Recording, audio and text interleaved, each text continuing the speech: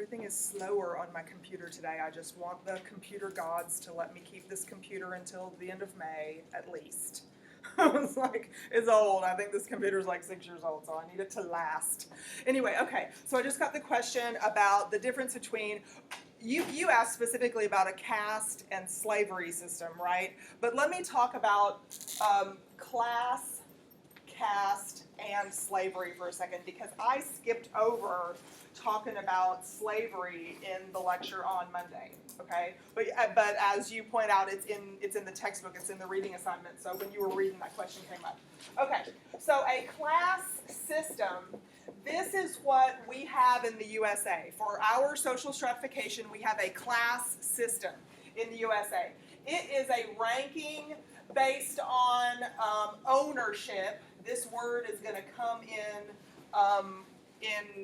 it's going to be important today in the concepts we talk about. It's based on ownership or control of social resources, like we talked about in class on Monday.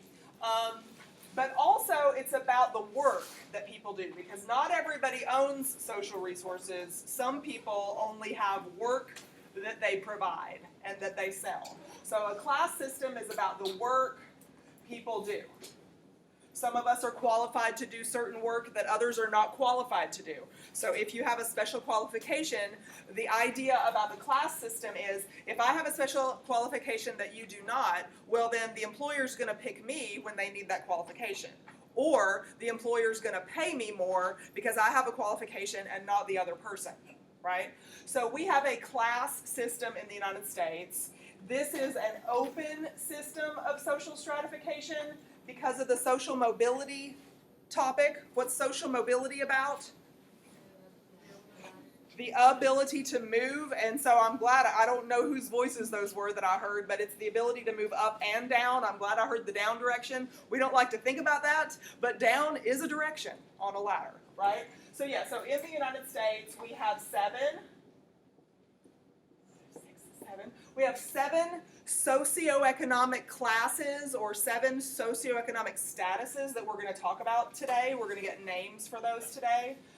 In a class system, because the way we rank those has to do with what kind of control or ownership do people in the U.S. have over social resources, and if you have ownership and control over social resources, what degree of ownership and control do you have? Or if you don't have ownership or control of social resources, what kind of work are you qualified to do? Are you a neurosurgeon? Do you have a high level of education, long schooling, hard, rigorous schooling, and so you can do fancy, really microscopic surgeries on the brain? I got to pay you way more than somebody who collects the garbage on your street. Collecting the garbage on your street has way more social impact. There's a way more value to society and stability across the board collecting garbage on your street. But since any of us can do that, they don't have to pay me as much to collect garbage on the street. See what I mean? So in a class system, we rank people. This ranking that we're going to look at, it's an open system, because the idea is, if you're born here and your parents worked as garbage collectors, the idea is you can improve the American dream, right? You can work hard, and you don't have to be a garbage collector too. You can be the neurosurgeon. If you might have some, because of life chances that we talked about in class on Monday also, because of this concept of life chances, you might have a whole lot of obstacles getting in your way from moving from here all the way up to wherever a neurosurgeon probably here would be. That's a huge jump in your one little lifetime. But we have a class system. Now, that's open. That comes under the heading of open system of social stratification. Is that rain? Yes. Heavens. I knew it was going to rain today, but I'm glad that we're in the building before it started. Wow, that's loud. Okay, so your question, though, comes to the next step, and I started with this one, even though you didn't really ask me to start here, just so that we get a delineation in our minds, okay? So this is open, but we also have something called a closed system, and I'm going to put that here. That is called a caste system, and then also in your textbook, slavery is mentioned. Slavery is, you could argue that that slavery is an extreme form of a class system, but most folks put it separately because it's so extreme. So a caste system ranks you permanently. It's a ranking. It's a permanent ranking. A permanent ranking based on what? Who remembers?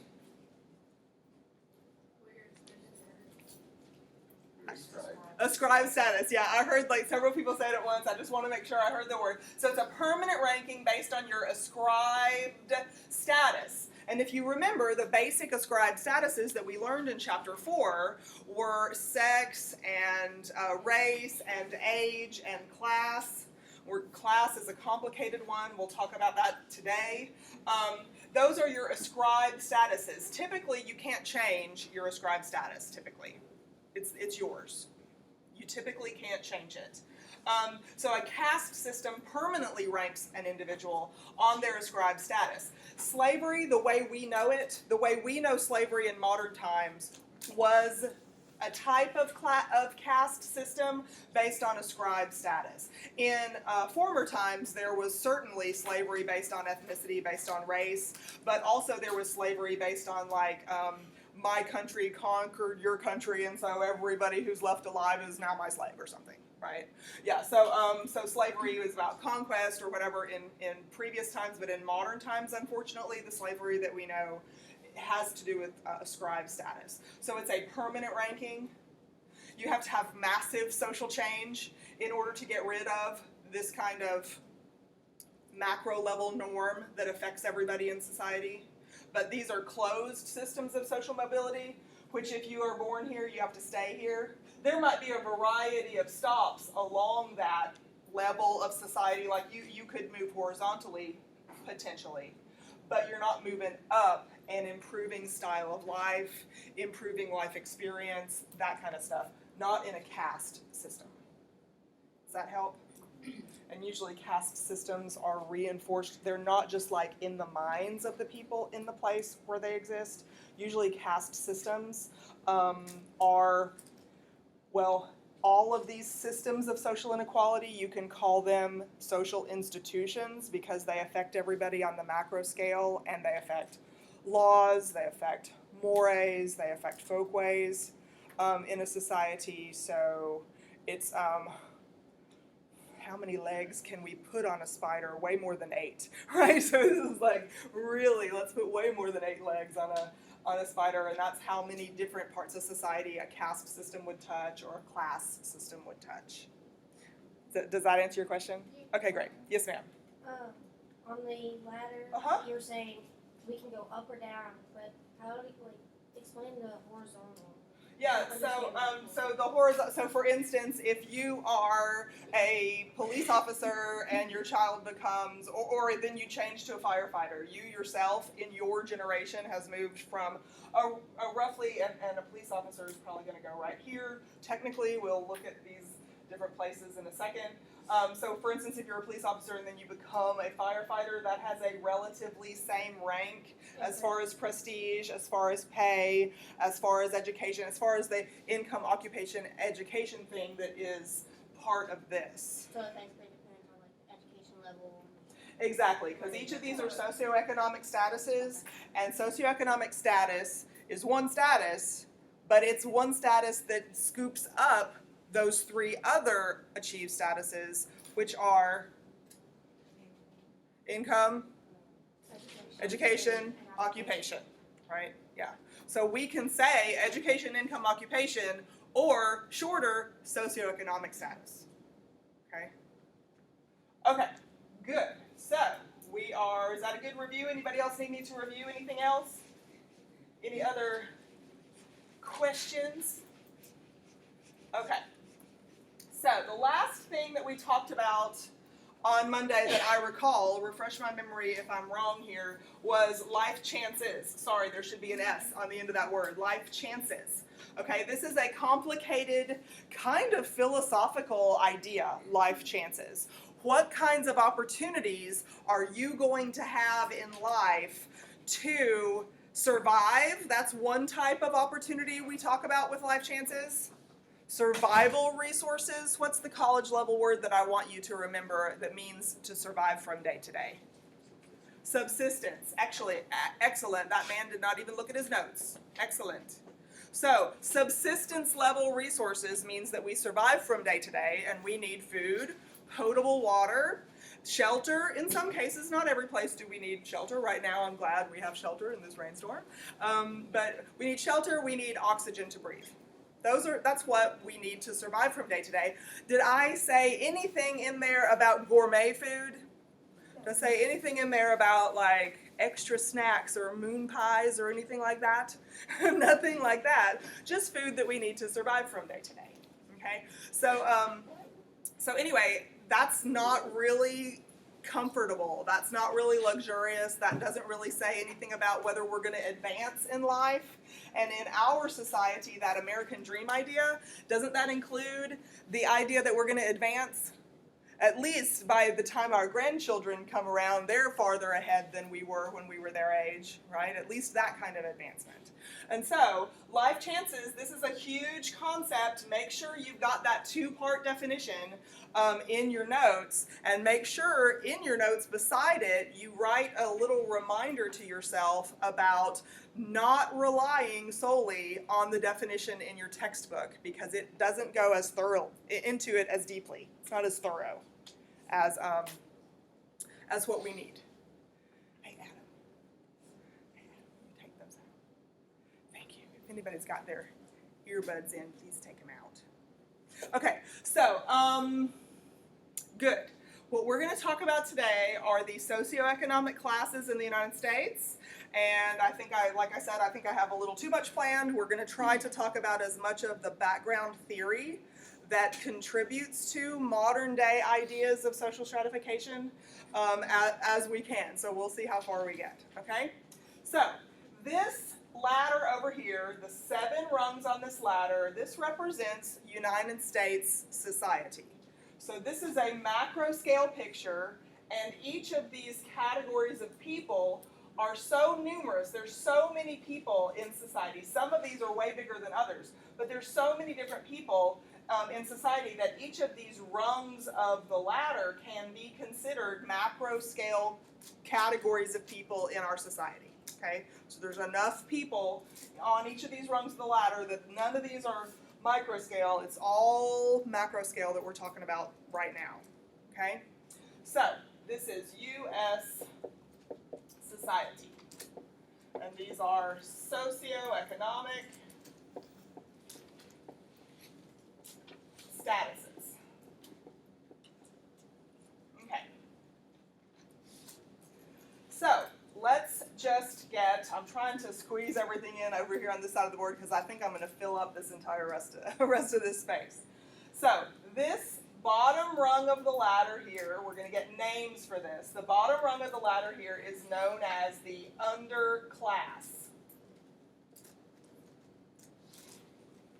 The underclass. Underclass people exist in the U.S. social structure. They support themselves through seasonal work,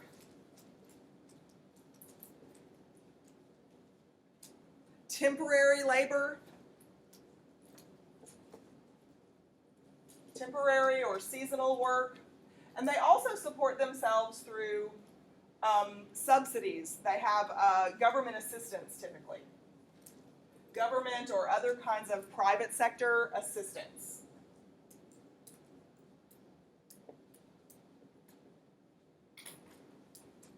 The underclass, they are the most impoverished in our society. They are the most impoverished of everyone in U.S. society.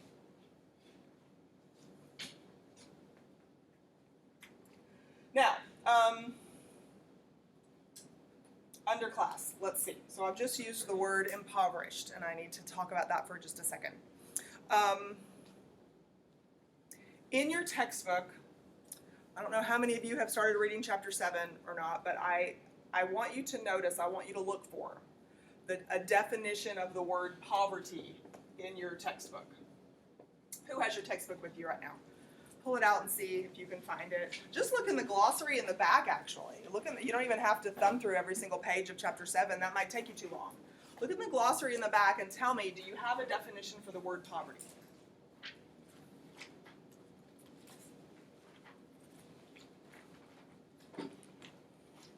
Rachel's on it. See anything?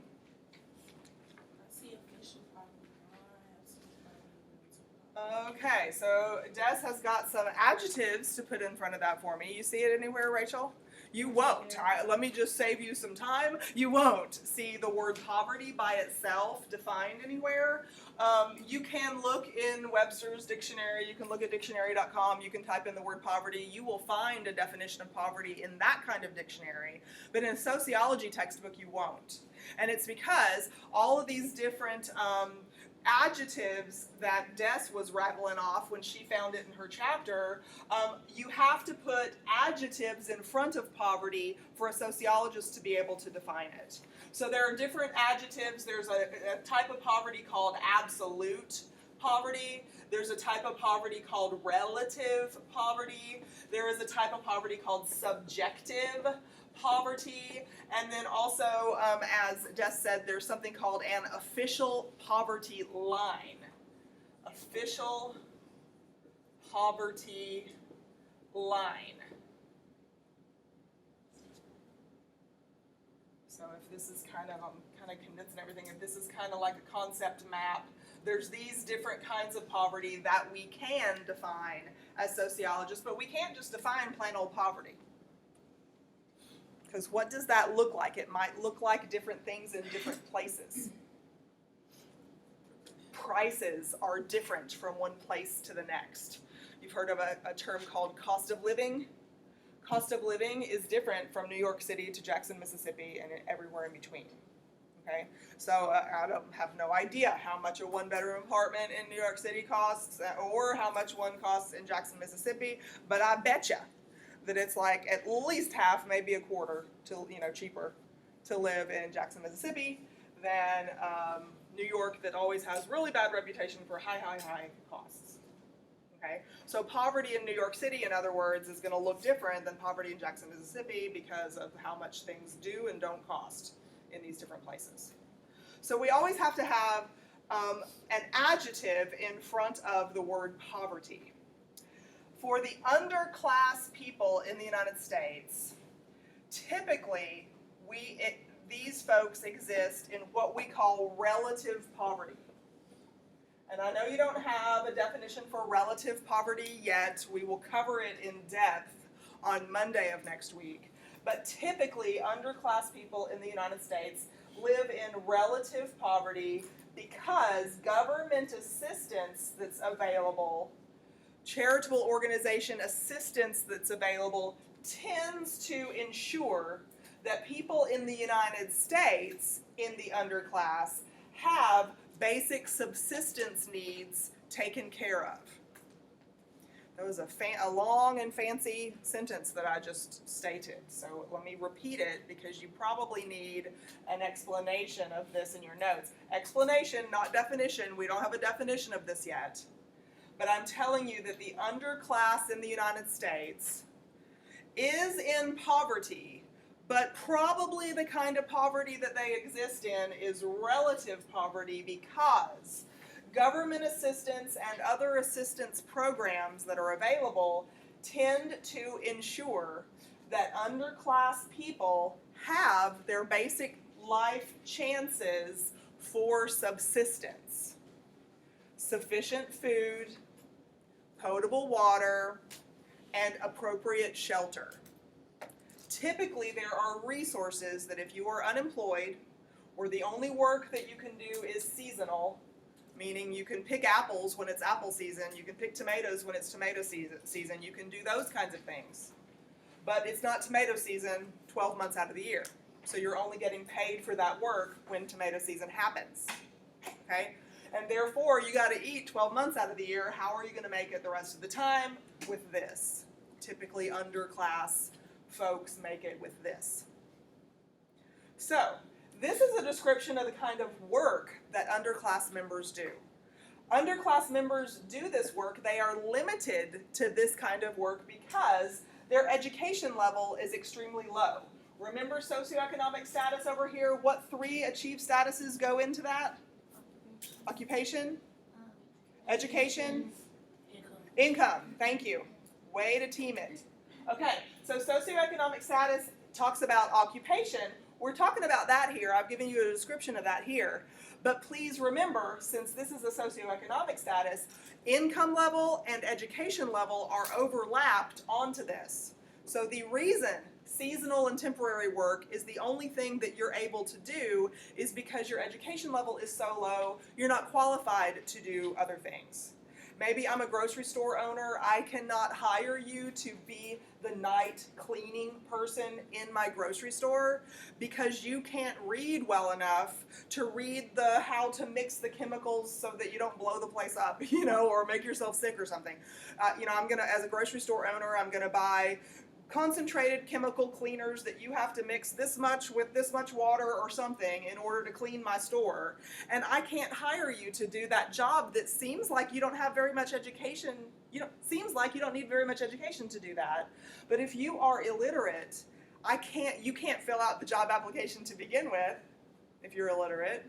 And secondly, I can't rely on you without a whole bunch of supervision taking care of your duties on your own. I can't let you do that because you can't read well enough to do that. So if your education level is so low that you can't do those kinds of things, or if you can't speak using appropriate English for just a phone operator or something, I can't hire you. And so you're limited to things where you don't have to have even those skills. And therefore your income level is very, very low. Most people who do seasonal work do not get paid by the hour. Most people who do seasonal work get paid by like the pound or the bushel or something. If you're picking peanuts or something, you get paid by the bushel, I think. And if you're picking blueberries, you get paid by the gallon maybe, right? So if in a 10-hour day you can pick 15 gallons of blueberries at $5 a gallon, right? Then maybe you've made enough for food for the next week, for instance. But that's the kind of work you're qualified to do, the only work that's available for you to do, so the rest of the time you have to rely on government assistance. Okay? 5% of the US population. These numbers, these percentage numbers that I'm going to give you right now come from the last census 10 years ago, okay? So you could potentially, research this and find that it's a higher percentage than 5% at this moment, or a lower percentage at this moment. When we get the census data all compiled and figured out after we collect more information this year, then we'll know. A new edition of the sociology book will update this information, okay? So about 5% of the U.S. population, which is 341 million in the U.S. population, so 5% of that are people who are in the underclass because of a combination of the work they do, the education level they have, or in this case don't have, and the income that they're able to generate from the work and the education level that they have. Okay? Now, any questions? We're going to watch a video next week, I think, we're going to watch a portion of a video next week that HBO did about 20 years ago. It's a documentary of a family who is a member of the underclass in the United States, so that you can see what their style of life is, so that you can see what the poverty looks like in that particular situation, and look at the life chances for achieving the American dream or not. What kind of hurdles might be in place for achieving the American dream. Okay, the next rung of the ladder is called the working poor. It's got the word poor in the name of it. Isn't that nice? The working poor. This is about 20%. About 20% of the U.S. population. Working poor people are general laborers and low-level, like hospitality workers, like a server, a busser in a restaurant, that kind of thing. They are the working poor. Typically, we consider them working poor because not so much that the wages are terribly low, which they tend to be. Wages tend to be terribly low, but you're not on salary if you're working poor. You don't have benefits, like no employment benefits, like if you're sick. I get so many text messages this time of year, I'm sick, I can't come to class. I'm like, thank you, don't come to class. But when I tell you don't come to class because you're sick, I'm saving that seat for you in class when you come back and you're better. Employers, for people who only have the skill of being just a general laborer or having a low-level skill that I can train anybody to do. Anybody who's literate and has like a high school education, I can train anybody to do this. Those kinds of jobs are not stable. I don't have to hold your job for you if you have to be sick because you have pneumonia or whatever. I don't have to be kind-hearted. I don't have to say, gee, I'm sorry, your job's here for you when you're better. I have to say, if you're not back by Monday, I've got somebody else who I have to give the job to. Best wishes, bye. And so you have a very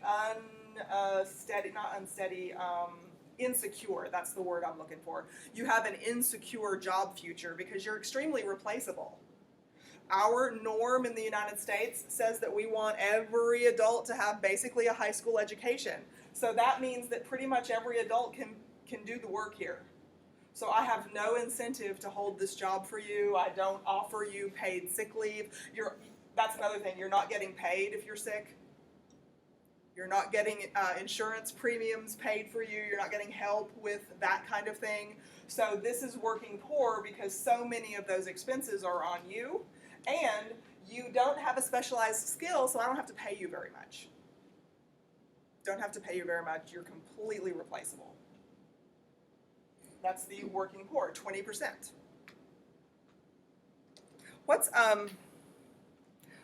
We're going to do some math today. Have y'all had enough coffee? We're going to do math today. What's 5% plus 20%? 25%. It wasn't hard math, was it? Thank you, Logan. That's exactly what I want to point out that he's observed here. We're on 2 rungs of the ladder. We got 5 more to go, but we're already at a quarter of the population. Okay? So a quarter of the population in the United States, a quarter of 341 million, however many the 2020 census shows up as having in the U.S., a quarter of those folks, some of us in this room, some people we know, are in the working poor or the underclass in the United States. We're at 25%. And you're not counting part-time workers, right? Yes, this would include part-time workers. It would include part-time work. Typically, if you are a server in a restaurant or something, you're considered a part-time worker anyway. And your wages that I'm paying you, if I'm the restaurant owner, how many people are servers in here? What is the minimum wage for servers now? $2. It's $2 and what? $2.13 or something? Something like that. $2.65 an hour. Yeah. So for some reason, minimum wage for servers is much lower because you're supposed to be collecting your major pay from the tips that you get, supposedly. So, but I'm not going to hold your job for you because I can train anybody to be a server in my restaurant. And there's no guarantee that people are going to still come to that restaurant for the long haul, because what if the economy turns south, or what if something happens, like unfortunately right now people are scared because of the coronavirus outbreak, and the flu is really serious also. We have a lot more deaths from the flu than so far. Hopefully, I say so far, hopefully never. That's not wood. Is there anything wood in this room? I think there's not for me to knock on. There we go. Oh, that stool over there. Anyway, hopefully we won't see major catastrophe from these health scares that we're having right now. But if it gets more hyped up, you think people are going to go out to eat as much and mingle with folks they don't know? No, so that's another reason why these jobs are very unstable, because if people aren't going out to eat, as a restaurant owner, I don't need as many servers anymore, or maybe I'm just going to be the server myself just to keep the restaurant open during the health scare, so I'm going to lay all of my serving staff off. I might keep my chef and me. It's pretty much it for my, for that kind of thing. Laborers, we're probably going to be mowing our own yard if, people aren't coming out, we're quarantined or something, right? So that kind of low skill laborer, we're probably not going to have jobs or that ability to hire those folks if the economy goes really south. Does that make sense? Yeah, what else were you going to say? I was just gonna say, would this working for an underclass include like a high schooler who's living with their parents? Because No, we don't really consider, that's an excellent question, and the census takes that into consideration. So the question was, does it include high school kids who are part-time workers? No, because as 18 and under, and actually I think it's 24 and under if you're living at home.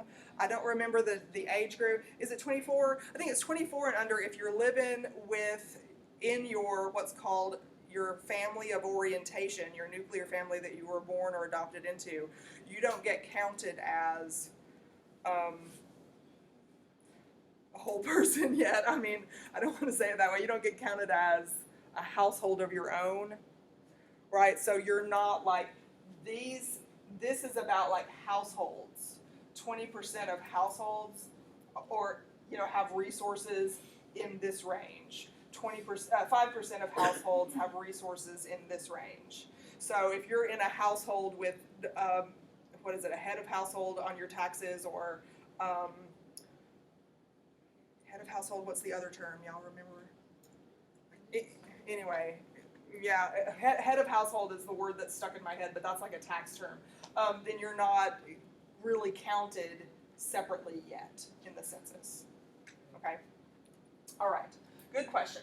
Now this next rung of the ladder, you might have heard of this before. This one is called the working class. This one's called the working class. And this category of people has a lot of it's not higher level jobs in society in general, but it's like a step up from these kinds of jobs. They're a little bit more stable. They might offer full-time positions with benefits sometimes, but working class is like skilled labor, salespeople. So if you work at like a car dealership, for instance, and you sell cars, or you work in the mechanics side, the service side of a car dealership or something.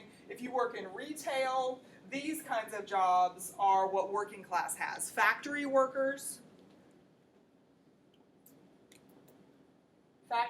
people in manufacturing are in working class. Mid to low level blue collar jobs, like we talked about last week, or whenever we talked about the difference between a white collar and a blue collar job. So working class people, this is the kind of work they do. Please remember, this is one of the 7 socioeconomic classes. So since this is a socioeconomic class, we're talking about not only the work that people do or their occupation, but the education level that they have. They have something skilled that they can offer the workforce. They have sales techniques, they have retail experience, they have the kind of education level that requires them to fill out complicated applications to get the job to begin with, be able to communicate with members of the general public in such a way that it's a good reflection on the company that has hired you, that kind of thing. So your education level is high enough for you to perform these things without a whole lot of supervision. So I can rely on you to basically be managing for at least most of your work.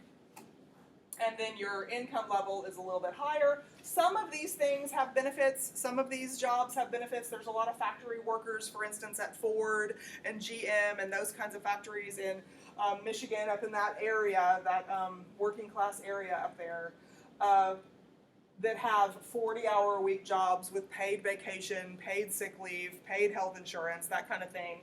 However, these jobs, while they give you more comfort in life, they give you more life chances for advancement and comfort, they are unstable too, because if the economy turns south and people don't have a whole lot of extra money, does a factory worker in a car factory have to produce as many cars if people aren't buying cars?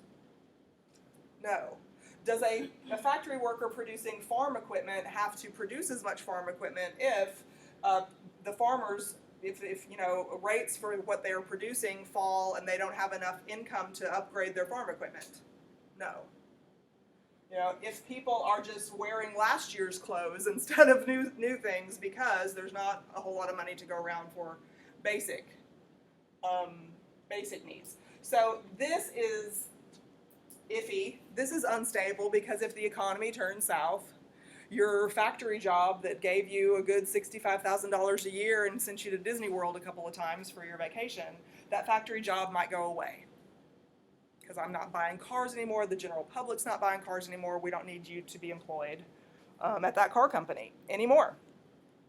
Okay, so this number for the next two percentages that I give you, 30% of the U.S. population falls into this. Falls into this range. What's 30% plus 20%? 50 plus 5? 55. Well over half of the U.S. population on these bottom three rungs. Well over half. And it's not going to get better moving up because this next one is 30%, and it is what is called the middle class.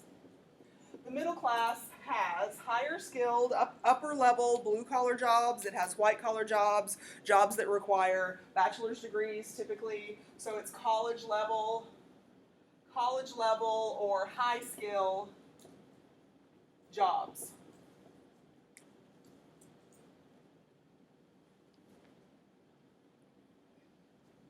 You've got your nurses, you've got your, what's the top electrician's license called? I can't remember that one. You're the top bonded plumber in the area. You've got a really high skilled job that not everybody has.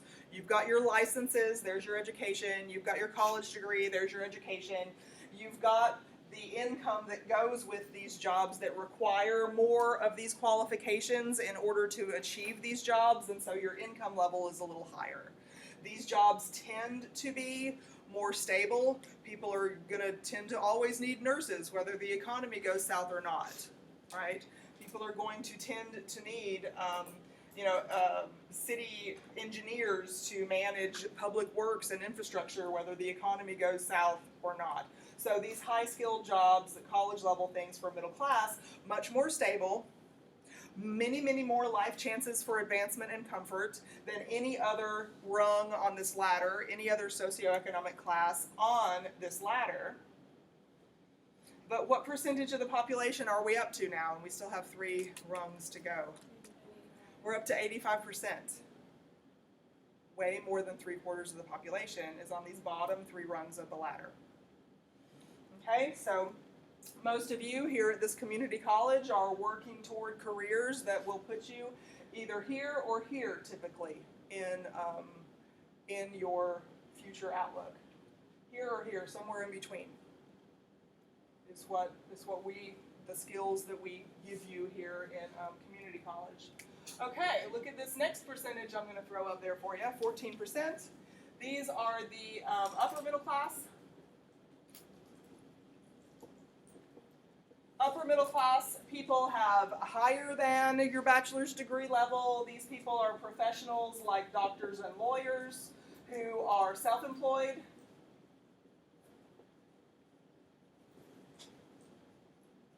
Car dealership owners, not the salesman on the floor, but if you own your car dealership, if you own a grocery store, or if you own these kinds of things, you're in the upper middle class typically.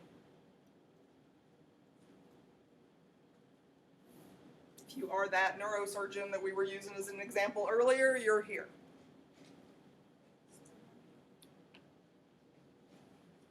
It takes many more years of education. There's not a whole lot of manual labor involved in these kinds of jobs. It's not that kind of skill at these kinds of jobs. Here and here, you still have some manual labor kind of jobs that are included. Here, no. This is more you're using your schooling, you're using that specialized skill that you got in your schooling to do that, to do your work.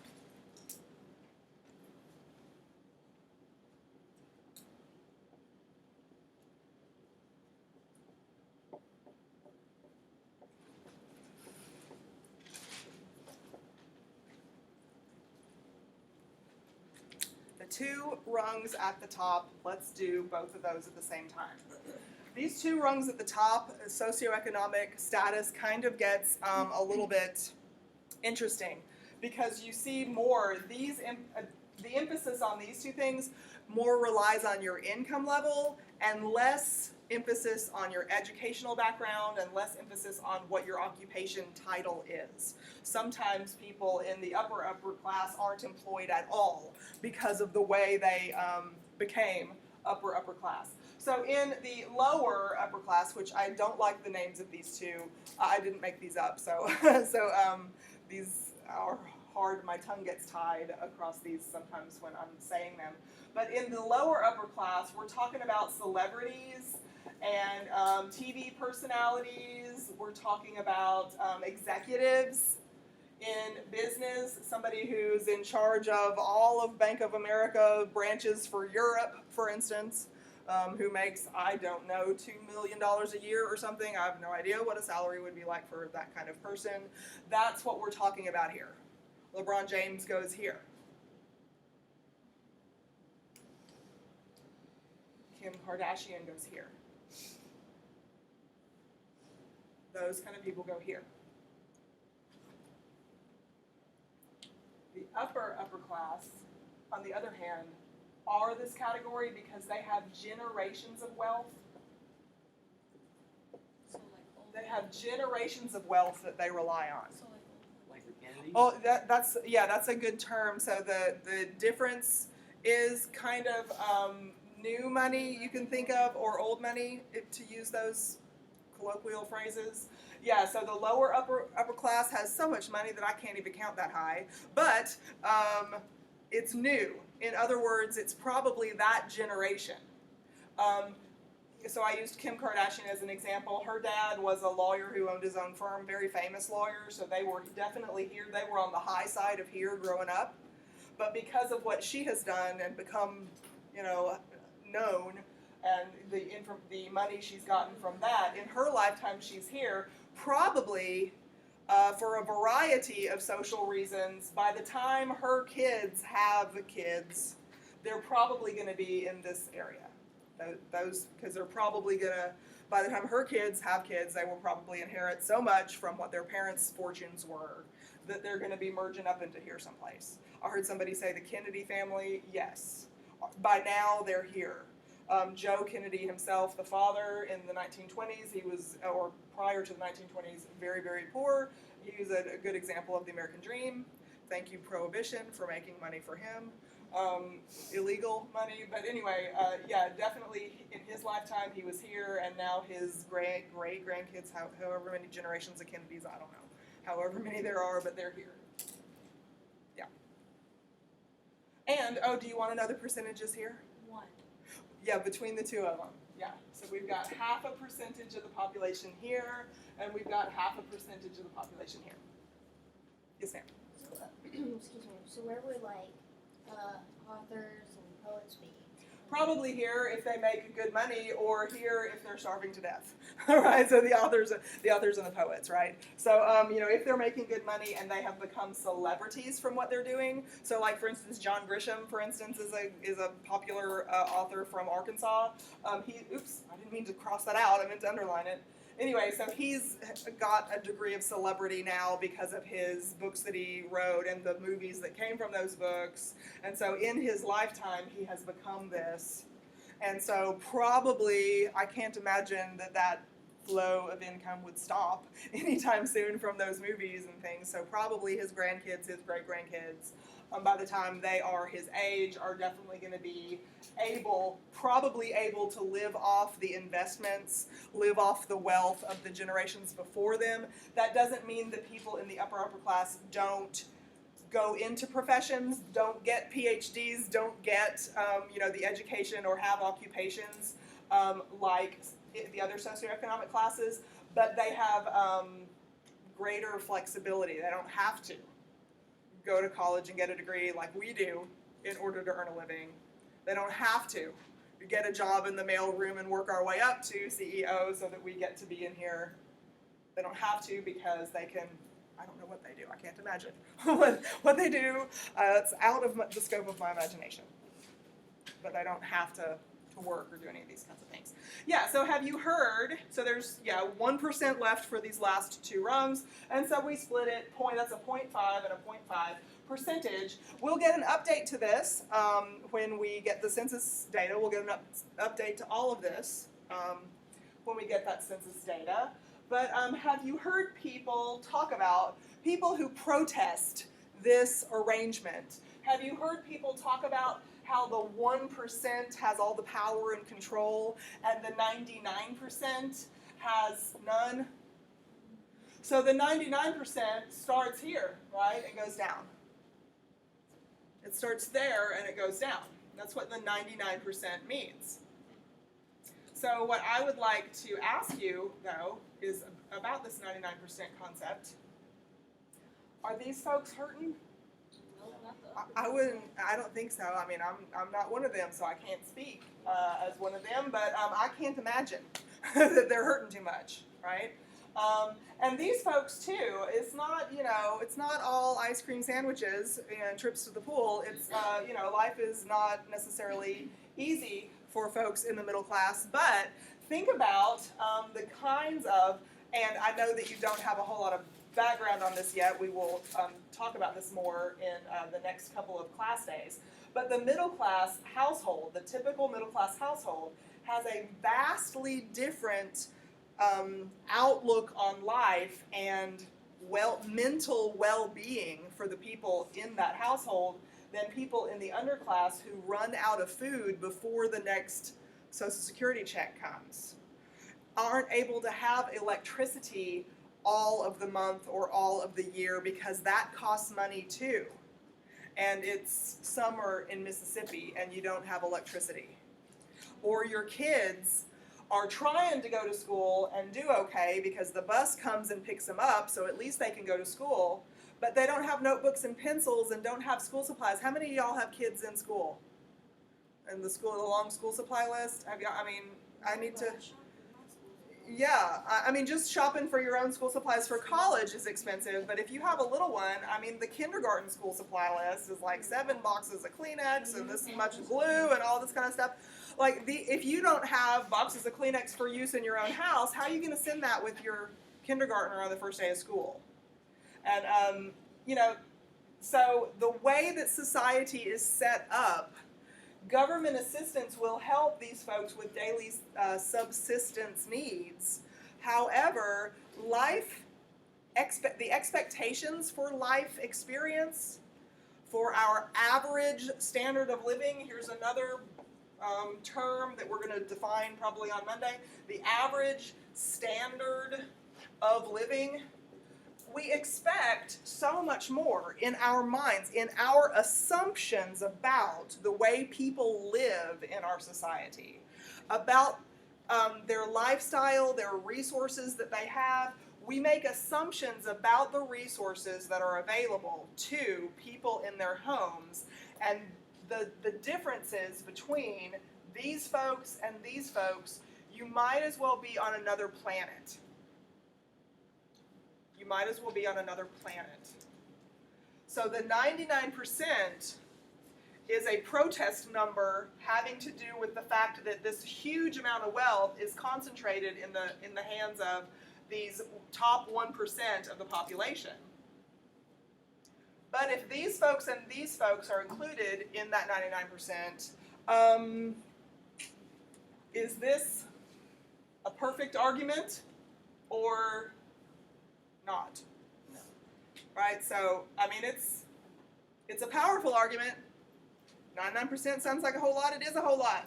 But if you look at these two, and in this political cycle that we are experiencing right now, I hope that you all will become more observant in the news cycle. You hear a ton of politicians right now using this word over and over again. Sometimes you'll hear them talking about this. Sometimes. And that makes sense because this is 60% of the population. But usually this is the buzzword.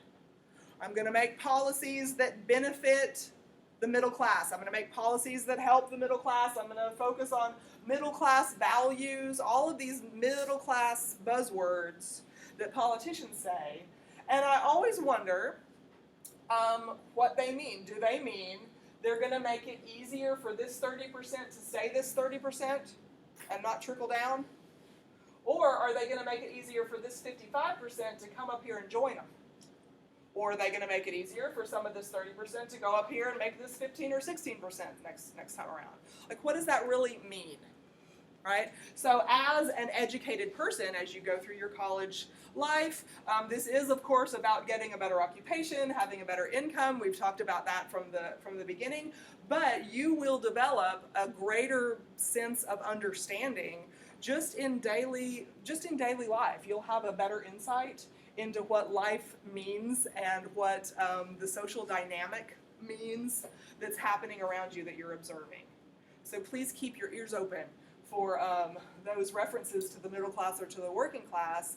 Now you will know more. You'll have more in your educational background to know what these folks are talking about, or at least establish or design better questions to ask about what these folks mean when you hear them using these buzzwords.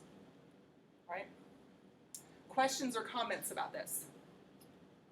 I always thought that the upper middle class was part of the 1%. That's who I think of. You used to think of when I thought of the 1%. Really? Yeah. Like company owners. Yeah, like that's kind of why I was asking the question about the 99%, because these folks are included in the 99%, and yeah, their lifestyle must be fantastic. Like, you know, the movie family, like if you go to a Hollywood movie that's about a family or something, typically the lifestyle that you see is like only upper middle class people can afford it. So for instance, well, I'm thinking of a very old movie now, it's like 30 years old, but I'm sure all of y'all have seen Home Alone. Yeah, so think about that house in Home Alone. Think about the house full of kids and full of stuff, and stuff costs money, and kids ain't cheap, and they were going to Paris first class for Christmas, and think about the kind of money resources that family in that movie must have had. Like, they've at least got to be this, if not this. And so in Hollywood, those are the kinds of life images that are put out in front of our faces that we're supposed to also want. Like, they're living the American dream, right? Well, I mean, and I don't know about you, but in my case, if I'm going to live that, I need some more credit cards, right? Like, I need way more lines of credit if I'm just going to be a slave to Visa and MasterCard for the rest of my life, if I'm going to have that. So in movies, look at, you now can be more critical. I don't want to ruin your movie experience, but think about sociology class when you're watching movies from now on. What kind of social statements are movies making? What kind of resources do you see the main characters having access to? What are their life chances in comparison to yours? And you can maybe determine, like, what does Hollywood put in front of our faces? Probably this. What do politicians put in front of our faces? Probably this. Where are we on the micro scale? What is our goal? What's our target for the trajectory that we're taking in life? Right? So we just have a little bit more messy. Sorry, it's messy, but we have a little bit more info just about the structure of society now. Right? We had social structure last unit. Now we're looking at something that really, really enhances our knowledge about social structure, and it's interesting, I think. Any questions? Okay, so let's talk about, I knew I planned too much for this one particular class. It looks like we're going to have time to talk about one of the classical theories, look at my air quotes here, classical theories about social stratification and where social stratification came from. In the Industrial Revolution that we said where sociology itself, got its start kind of was the observations that social scientists made about the changes that occurred in social structure during the Industrial Revolution.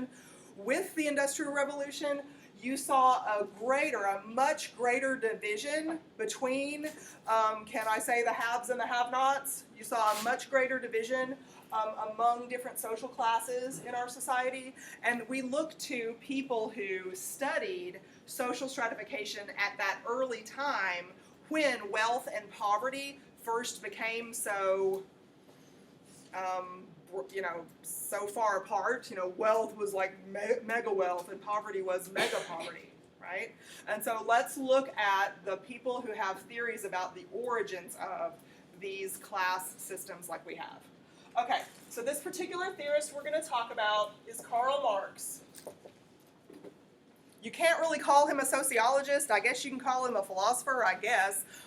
Political scientist, historian, a lot of your classes that you're going to have to take as your core courses for a general education degree, a lot of your classes are going to talk about his philosophy, his ideas.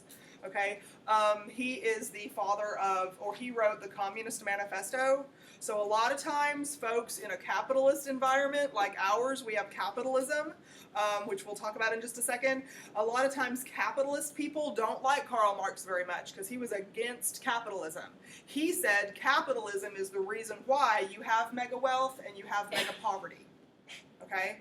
So he is a social theorist that in sociology we look at because he gives us a good understanding of a particular point of view that we can use to formulate our own points of view. Okay?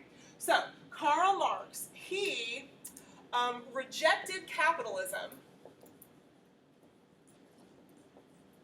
He rejected capitalism because he claimed it was the cause of mega wealth and mega poverty. Sounds weird to say mega poverty, but like the most, horrible poverty you can imagine. Mega wealth and mega poverty, and that is not fair. He talked about how that violated human rights. He talked about all kinds of injustice that would happen in society when capitalism was allowed to just run amok, basically. Sorry. Y'all know the word amok? My grandmother used to love to say, y'all come in, you're just out there running amok. Going crazy, running around.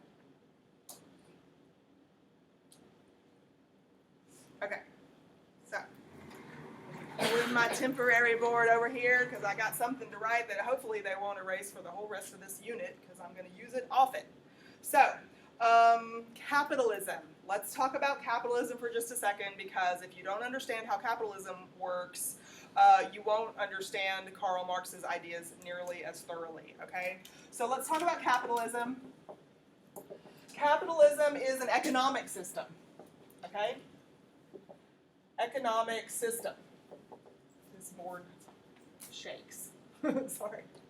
I think my handwriting's going to be a little worse on this board because it's kind of wobbling when I'm writing on it, so bear with me. So, capitalism is an economic system. We know from studying social structure that the economic system in a society is one of the social institutions.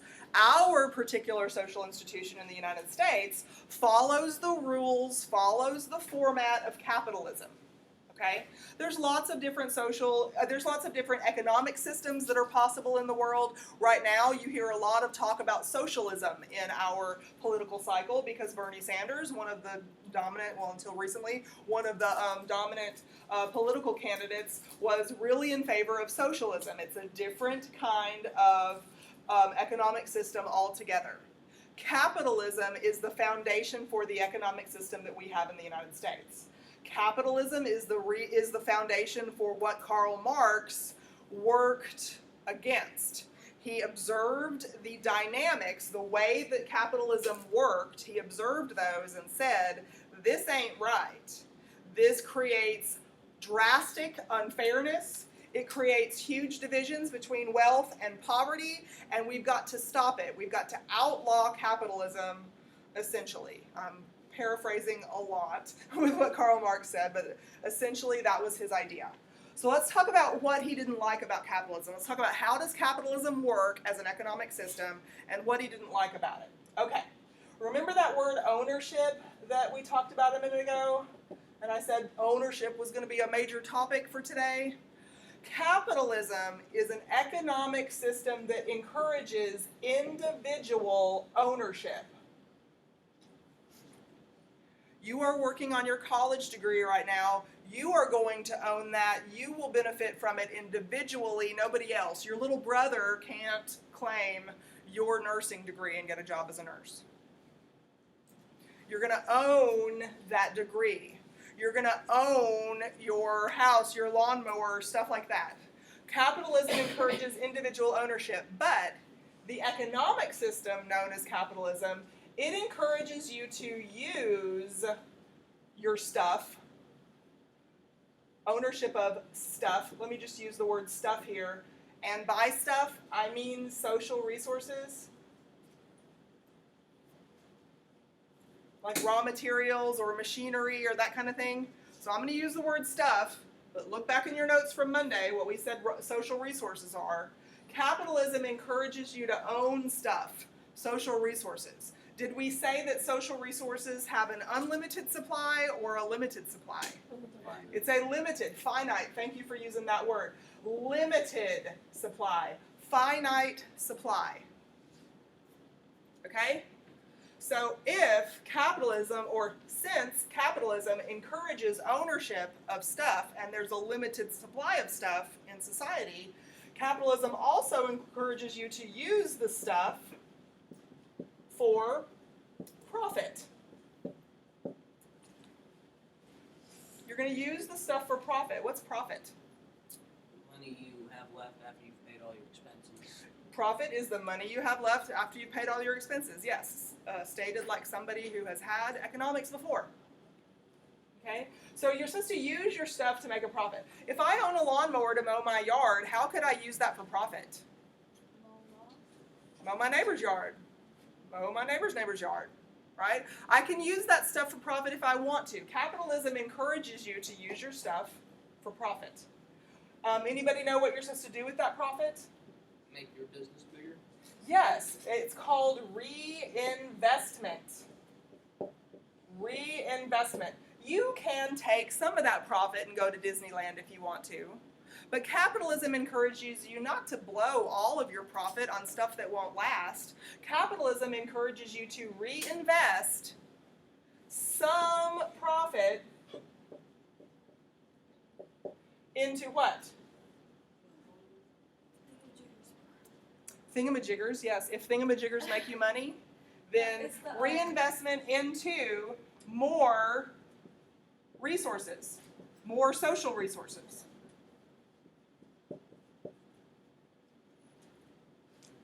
So if you start out with ownership of resources, you use those resources to make profit, you use some of that profit, at least some of it, to reinvest and get more social resources, you have control of, so we're over here with ownership and control, so you have control of a larger amount of the social resources. And what did you say finite social resources means? Limited. So if capitalism, do you see my arrows here? It's a circle.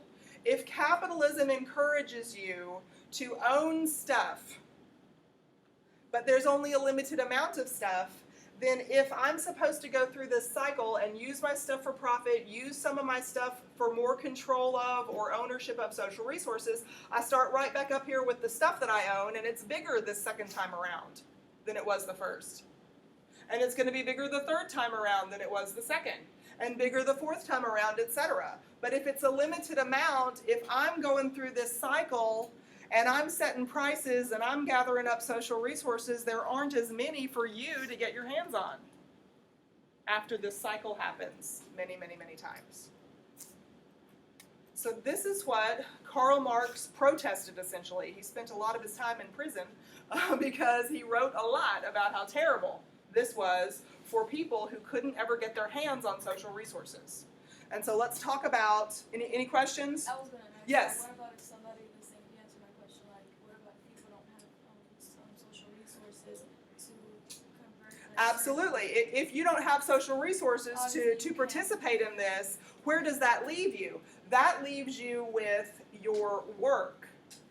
Remember, our class system definition says that it's ranking people based on their ownership and control of social resources or the work that people do. Because some people are left out of this cycle for exactly what you just described. I don't have social resources to me, how am I supposed to live? Well, you can sell whatever skill you've got.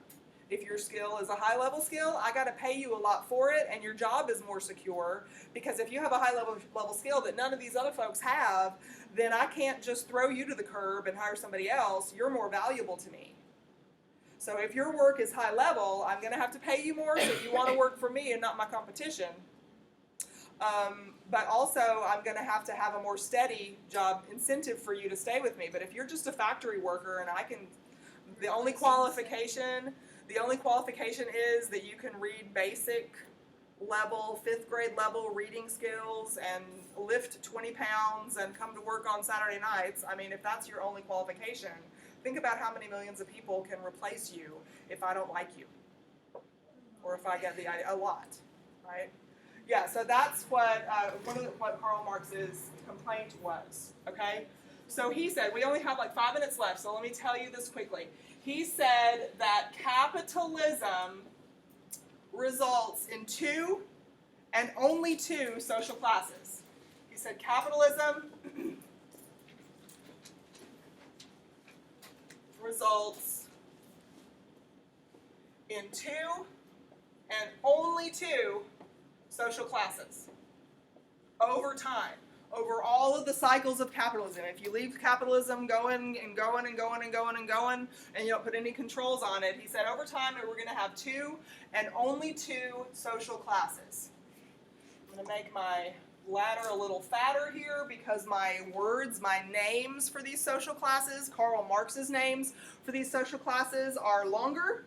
And yes, you do need to learn how to spell them. You need to learn how to say them. They are very good college-level words that are not just specific to sociology class, but you'll read about them in literature classes, in political science classes, in history classes. You need to know these words so that you'll know what it means when you see them again. The top rung of the ladder is known as the bourgeoisie. Yep. It's a long foreign word to our ears before today, but after today this should no longer be a foreign word to you. The bourgeoisie, these are the owners of the, look at my quotes here, means of production, the means of production and the means of distribution. These are not my fancy words. They come from Karl Marx's writing. Bourgeoisie, the way we define them is a very, very specific definition. It's not my definition. It's not your textbook author's definition. It's Karl Marx's definition. So if I ask you to define the bourgeoisie for me, I'm asking you for Karl Marx's definition. This. The means of production, the means of distribution. When you produce something, you have to have raw materials. Raw materials are one of those social resources that we talked about whenever we talked about that a couple of days ago in lecture. So for instance, if you are building tables, you're going to need wood. So some of the raw materials that go into production of table is not just wood, but it's the land that the trees grew on that you cut down, and it's the lumber mill that processed the trees into the shape that you need, and so that's the means of production. It's the factory where you built the table. But if you build tables in the factory and leave them there, you haven't gained any profit yet. You have to distribute those tables too. So stores where you buy them, UPS that delivers them, whatever it is, all of those means of production and distribution, the oil refineries that make the boats, that give the boats that bring them from China to the shores of the United States, those boats need oil, they need diesel, they need all kinds of fuel, and so those kinds of refineries, those kinds of raw materials contribute to the means of distribution. The bourgeoisie are defined as the owners of all. I left out that key word. They're the owners of, let me put that key word in here, all of the means of production and means of distribution. All. Why would this word be a true statement here in this definition?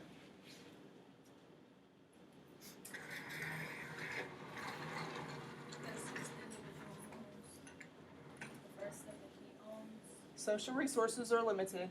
If capitalism lets you do this over and over and over again, at some point, some small group of somebody's is going to own all of it and make profit off all of it.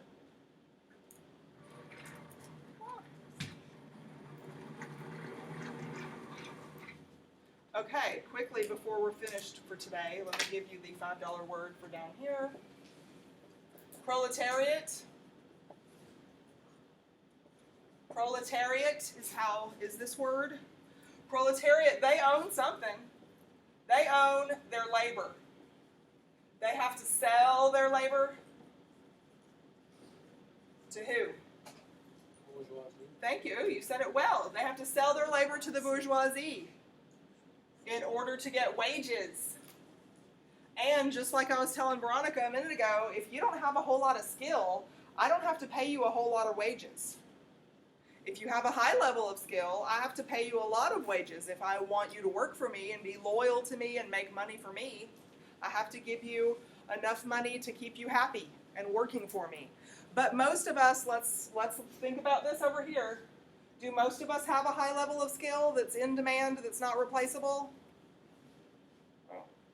So here's another place where the 1% and the 99% gets divided. And really the protests these days where you hear, overthrow the 1% or whatever the battle cry is, it's really referring back to Karl Marx's idea about the bourgeoisie and the proletariat. And that's where we will pick up on Monday of next week. Thank you for your attention. I know it was a lot. I'm sorry yeah, it's a lot, and I planned even more. I was overachieving with my lecture plans today, but yeah, hopefully you can look at